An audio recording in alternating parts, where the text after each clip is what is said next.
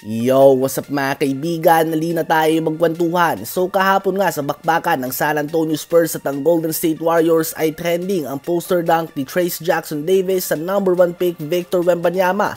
Rookie versus rookie nga ito. Kahit nga nagtala si Wemby ng 27 points and 14 rebounds, ang single play na ito ang nasa social media. Kaya naman sa postgame interview ay natanong nga si Wemby kung ano ba ang masasabi niya sa pagkakaposter sa kanya ni TJD.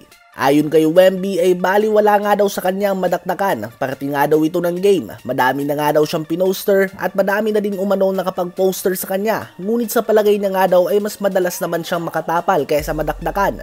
Well, totoo naman ang sinabi ni Wemby. Natural lang nga na ma-poster kung isa kang shot blocker talaga. It means ay talagang sinasabayan mo nga mga dunk. Sometimes you get the block and sometimes you're gonna get posterized. Ayon nga kay Jarrett Allen na isang player din na magaling na shot blocker at na-poster na din ng madaming beses, either way nga daw ay parte ka pa din ng highlight, mapapositibo man ito o negatibo. Si Wemby nga ang leading shot blocker sa buong NBA at malaking agwat niya sa iba. At kung titingnan natin ang iba pang mga galing na shot blocker, Mapayanis man yan, Rudy Gobert, Jarrett Allen, Anthony Davis at iba pa, may mga oras talaga na mapoposter sila. Ngunit most of the time ay nakukuha nga nila ang block. At mas may respeto nga ako sa mga player na ganito, yung walang pakialam kung maposter sila at mapahiya sa mundo ng social media, at ang mahalaga nga sa kanila ay kinokontest sila ang dunks at gumagawa ng effort sa defensive end ng court. Ano ba ang masasabi nyo sa mentality ni Wemby sa pagkakaposter sa kanya?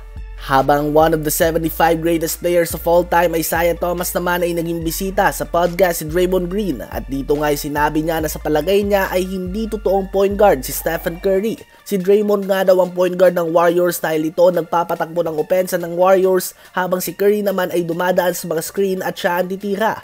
Gawain nga daw yun ang shooting guard, at si Draymond din umano ang mas madaming assist kaysa kay Curry. Pag sinasabi din umano ni Curry na kung sinong influence niya, ito nga daw ay sila Reggie Miller at Ray Allen. Binanggit din nga ni IT na tanging siya ang point guard na nag-lead sa kanyang team sa back-to-back championships while scoring the most points and having the most assists. At halo-halo nga dito ang opinyon ng mga fans. Ang mga sumang-ayon at sinasabi na tama si IT, hindi nga daw pwedeng tawaging greatest point guard si Curry kung hindi man lang daw ito nanguna sa assist sa isang season. Pareho nga daw ito ni Kyrie Irving, Allen Iverson, Jerry West at iba pa na mga shooting guard na may katawan at height na pang point guard. Habang mga hindi naman sumang-ayon ay sinasabi na si Jokic nga daw at LeBron ang nagpapatakbo ng opensa sa kanilang mga team, ngunit listed sila bilang center at power forward. So ano nga daw ang pinagsasabi ng legend Isaiah Thomas? Kayo ba mga kaibigan, ano bang opinion nyo tungkol dito? I-comment yan sa baba at aking babasahin yan. Huwag kakalimutan na mag-like, mag-subscribe at i-hit ang notification bell for more updates at kwentuhan. Maraming salamat po sa suporta nyo sa ating channel.